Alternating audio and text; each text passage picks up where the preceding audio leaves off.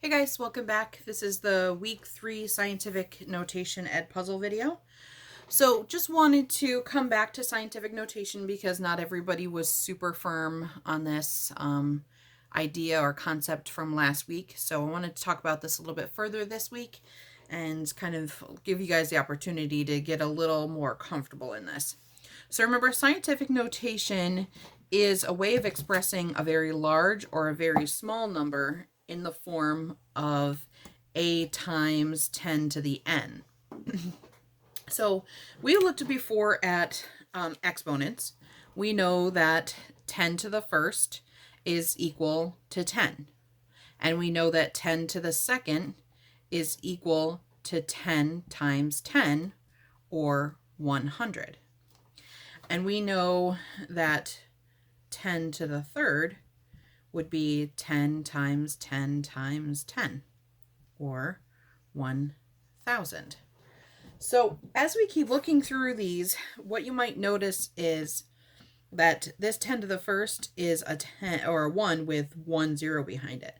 And this 10 to the second is a 1 with 2 zeros behind it. And 10 to the third would be 3 zeros behind it.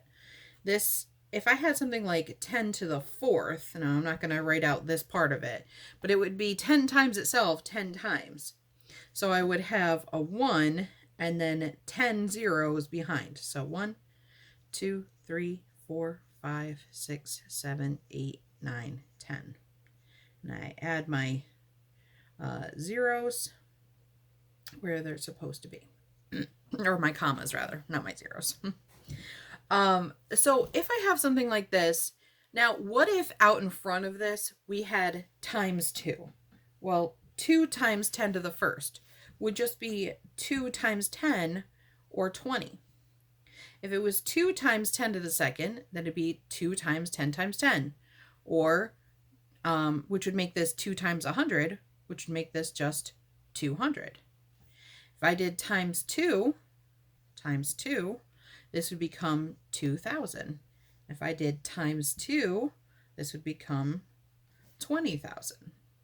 So when I see something that looks like maybe 4 times 10 to the fifth, all I'm thinking about is that 4 with those 5 zeros behind it, right? Right now the decimal is right here. 4 is just 4.0.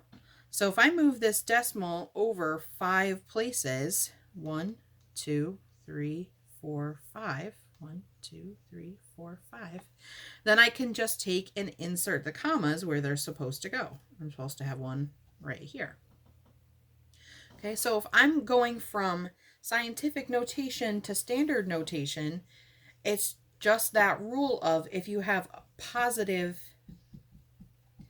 exponents,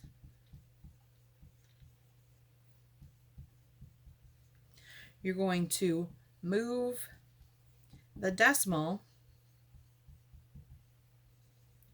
to the right. Okay. Positive exponents moves the decimal to the right. So let's look at some other examples. Let's look at going from scientific notation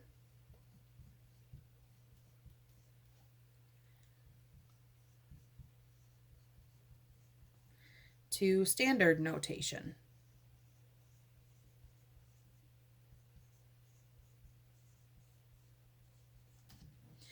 So if I have something in scientific notation like 3.67 times 10 to the 8th, to get it into standard notation, or how a number normally looks, I would just take that 3.67, and that positive exponent means I'm going to be taking that decimal and moving it 8 places to the right. So 1, 2, 3, 4, 5, 6, 7, 8. I'm going to move that decimal place to right here. Now, wherever there's an empty space, I just fill in that empty space with zeros. So this number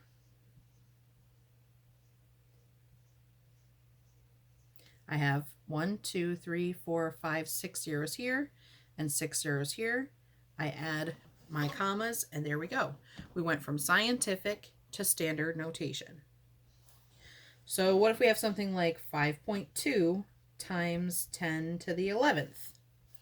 Well, I have 5.2 and I'm moving 11 times. So 1, 2, 3, 4, 5, 6, 7, 8, 9, 10, 11. And just filling in those empty spaces with zeros. So I've got these 3 zeros, comma, these 3, comma, these 3, comma, and then 5, 2, 0. So you try. I'm going to give you 8.9 times 10 to the 4th. What is that equal to? Hopefully you did 8.9 and moved over 1, 2, 3, 4, filled those in, and got 89,000. All right, so what if we switch? What if we go from standard to scientific? Trying to get rid of all those little pieces here. I guess that's not going to work too well. All right, let's go from standard to scientific. If I give you a number, could you turn it into scientific notation? So something like 7 billion. Well, right now, the decimal is right here. And I know when I write these, I'm looking for something in the form of a times 10 to the nth. But this a has to be between 1. It can be 1. It just can't be smaller than that. And has to be less than 10. It can't be 10. It has to be smaller than that. So when I look at something like this, what I'm noticing is right now this number is 7 billion. If I move this decimal place over, still not less than 10. Still not. And I just keep moving. There's 7,777. There's a number that's between 1 and 10. So I want to move this decimal place right here from where it is to here. Well, if I did that, that number would just be 7, 7.0 or 7. Now, times what? Times 10 to the, how many times did we have to move that decimal place? I would have had to move it 1, 2, 3, 4, 5, 6, 7, 8, 9 times. So times 10 to the 9th.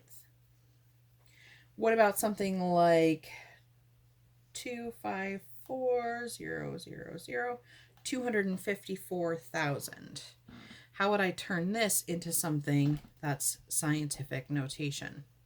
All right, so again, I'm looking for a number that's between 1 and 10. So I'm moving this over. Nope. Closer, right there.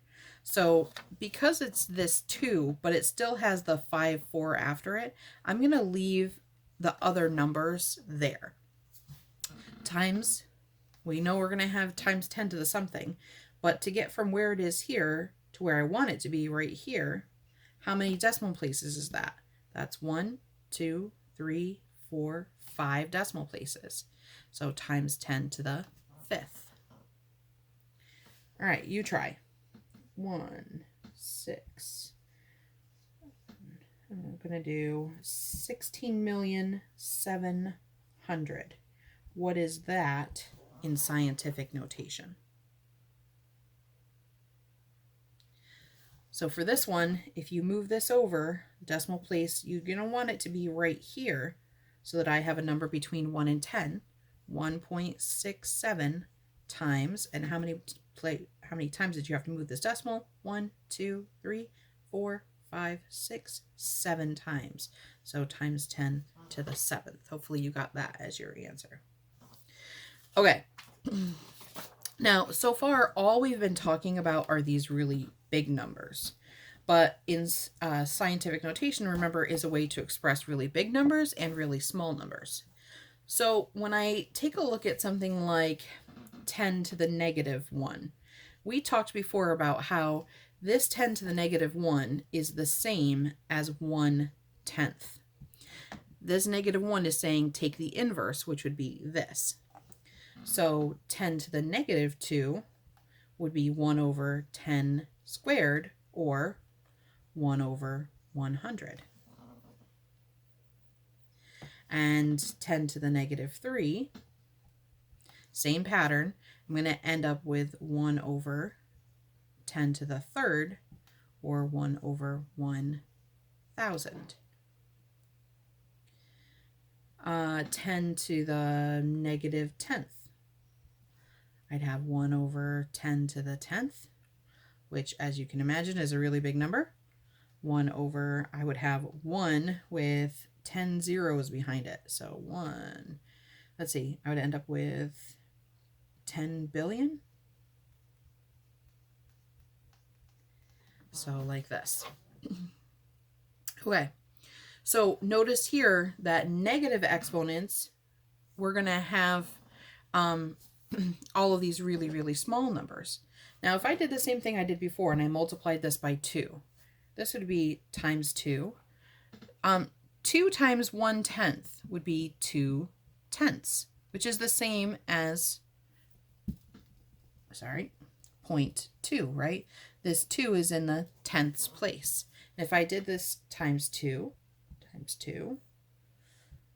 times 2, this would be 2/100ths, and this is in the 100ths place. Times 2, this would be 2/1000ths in the thousands place. And then this would be the 2, and this would be 10 billionths, right? So in the billions, I would have, in this case, notice here how there was one of them, right? And I moved the decimal place, like this 2 moved over once to make that happen. In this case, this 2 moved over twice. There were 2 zeros, right? Times 100. In this case, the 2 moved over 1, 2, 3 times, 3 zeros. This time we're talking about 1, 2, 3, 4, 5, 6, 7, 8, 9, 10 times. So if I have that 2 and I move over 10 times, I would have 1, 2, 3, 4, 5, 6, 7, 8, 9, 10. I'm going to move this equal sign over. And I would fill in all of those spaces with zeros. I have 1, 2, 3, 4, 5, 6, 7, 8, 9 zeros because I moved 10 places. Okay, so negative exponents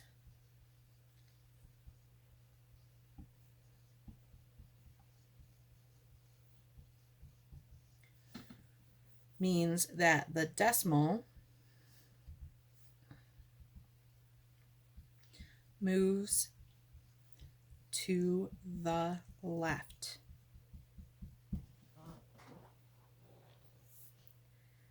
All right, so let's go back. Let's look at some scientific notation examples. If I'm going from scientific notation to standard, if I had 5 times 10 to the negative 4th, well, here's my 5, and I'm going to be moving 4 places to the left with a decimal. So it starts here, 1, 2, 3, 4. Fill in those zeros, and I would be 0, 0, 0, 5. 6.73 times 10 to the negative 7. Well, 6.73, and I'm going to move it 7 times to the left. 1, 2, 3, 4, 5, 6, 7. That would be 6 zeros out front. I moved over 1 place. So 0.000 000 6, 7, 3. You try. What would 1.42 times 10 to the negative 5th be in standard form? Hopefully you took that 1.42, moved 5 places, 3, 4, 5 to the left, filled in your zeros, and got 0.0000142, like that.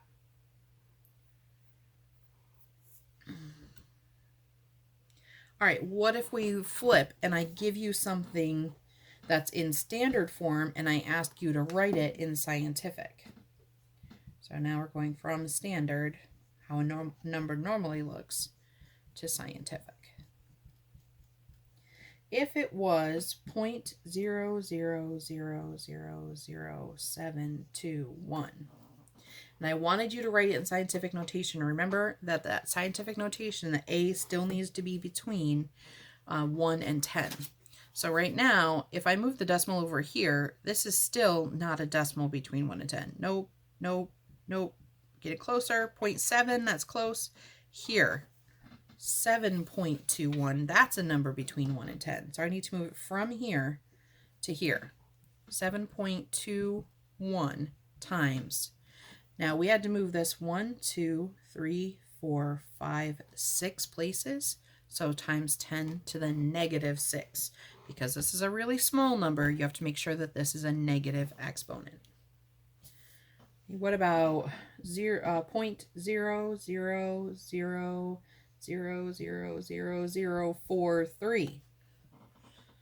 Well, 4.3 would be a number between 1 and 10, so I need to move this from here to here. 4.3 times, well, I needed to move that 1, 2, 3, 4, 5, 6, 7, 8 times. So 10 to the negative 8th. What about 0.00562? What would that be in scientific notation? So I'd want to make this into 5.62, so from here to here.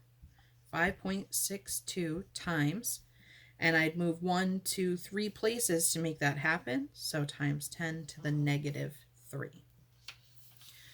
All right, the last thing that we're going to talk about today is just taking and applying this to multiplying and dividing in standard notation. This is all stuff that we've had before, so it should be a review, but some people struggled with this, so we're going to talk about this a little bit more.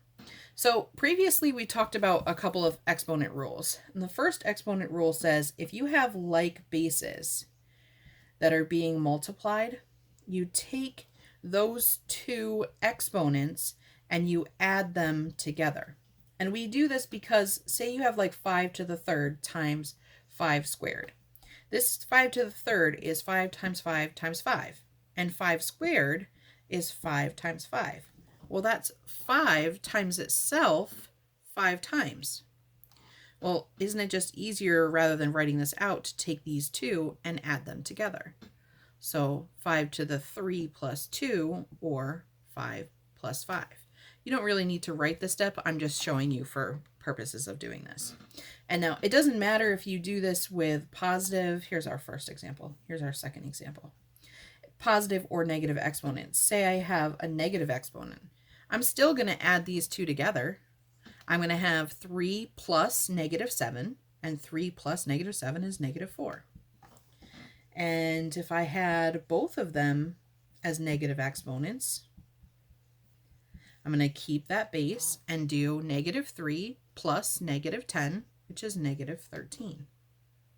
Okay, so how does this apply for the standard notation stuff that we've been talking about? Well, what if you had something like 3 times 10 to the 4th times 2 times 10 to the 3rd? Well, we know that commutative property means that I can change the order without changing the value of these. So these are really like 3 times 2 times 10 to the 4th times 10 to the 3rd. I just put together the things that were kind of similar. Well, 3 times 2 is 6. And if I did this, we know from that exponent rule that I would just add those two together. So when you see these, really you're taking these two and multiplying them, and taking these two and multiplying them. So when I look at something like 4 times 10 to the negative 6th and 1.5 times 10 to the 4th, I would multiply these two. This times this is just 6. And I would multiply these two, which means that I keep the base and add the exponents like that. I would continue to do that throughout. The only time where these are going to trip you up is if when you multiply the two numbers out front, the number that you get isn't between 1 and 10. So take, for example, this. If I multiply these two, I'm going to get 42. And then if I add these exponents, keep the base, add the exponents, this 42 isn't between 1 and 10. But we talked about how we can fix that. If I make this 42 into a 4.2, make this into a smaller number, since I made this into a smaller number, this exponent is going to increase by 1. So times 10 to the negative 11. So you try. What would you get if you take 8 times 10 to the negative 8th times 5 times 10 to the 3rd? You go ahead and try that.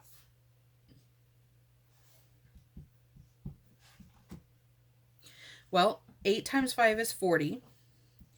And I'd have times 10 to the, add these exponents, and you get negative 5.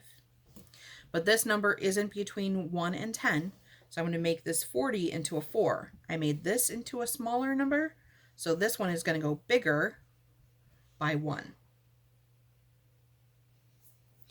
All right, last thing is dividing. So we talked previously about dividing exponents. Say you have a to the m over a to the n. The rule is to subtract the two numbers. And why do we do that? So say we had something like 9 to the 6th over 9 to the 4th. 9 to the 6th is 9, 9, 9, 9, 6 times. And 9 to the 4th would be 9 times itself 4 times. Notice that I can cancel these out, and what's left is 9 squared. Well, rather than doing that for everything, isn't it easier to just take 6 minus 4 and get 2? So what if you have something like, I'm going to make some more space. What if you have something like 9 to the negative 11 over 9 to the 3rd? You're still going to subtract these. I would have negative 11 minus 3. Well, that's negative 14. What if you had 9 to the 7th over 9 to the negative 5? Well, still going to subtract 7 minus negative 5. Be careful about this minus a negative, because remember that really means plus. So I'd have 9 to the 12th. What if you had negative exponents in the top and bottom? Does that change anything? No, you still subtract negative 3 minus negative 5. Well, minus negative is really like plus 5. Negative 3 plus 5 is 2. What if you had 9 to the negative 7 over 9 to the negative 4? Still going to subtract negative 7 minus negative 4. So negative 7 plus 4, which is this really equal to, would be negative 3. Okay, so each time you're just going to subtract. So how does this apply for scientific notation? Okay, say you've got something like 9 times 10 to the 5th over, 3 times 10 to the 3rd. Well, with scientific notation, this bar, this fraction bar, remember that's also kind of like a division bar. I've got 9 divided by 3, which is 3. I'm going to keep the times here, and then I'm going to use my exponent rules that we were just talking about. This would be 10 to the 2nd power. So if I had 8 times 10 to the negative 3 over 2 times 10 to the 7th, 8 divided by 2 is 4. And then I subtract these exponents. Negative 3 minus 7, keep the times 10, would be negative 10. Now, again, the only time it's going to trip you up is if you get an answer that's not between 1 and 10. So say I have 3 times 10 to the 5th, and 6 times 10 to the negative 2. 3 divided by 6 is 0.5. And if I take a look at these two, I'd have 5 minus negative 2, which is really like plus 2, so 10 to the 7th. Now, this isn't a number between 1 and 10, so I'd have to move it once this way to make it into a number that's between 1 and 10. I made this number bigger, so this number has to become smaller. And you can check these in your calculator just to make sure that these are working, and you'll see that you would end up with the same thing. If you're not sure if you've done it right, use your calculator to check. I do want you to try one. I want you to try 4 times 10 to the negative 8 over 5 times 10 to the negative 3. Go ahead and tell me what that's equal to. Hopefully you got that 4 divided by 5 is 0.8. And when you use your subtraction rule, negative 8 minus negative 3, that's negative 5. This number is not between 1 and 0. So I'm going to make this 8 times. I made this number bigger, so I'm going to make this number smaller by 1. Hopefully this helps you guys with what we've gone over last week and this week. If you have any questions, please feel free to reach out. Remember that we're going to be meeting this week on Tuesday and Thursday from 1 to 2. So if you have any questions, try your worksheet that I'm going to pass out to you. Remember, you want to try to get a decent score on that just so you know how to do those. All right, if you have any questions, please reach out to me and we will talk soon. Bye.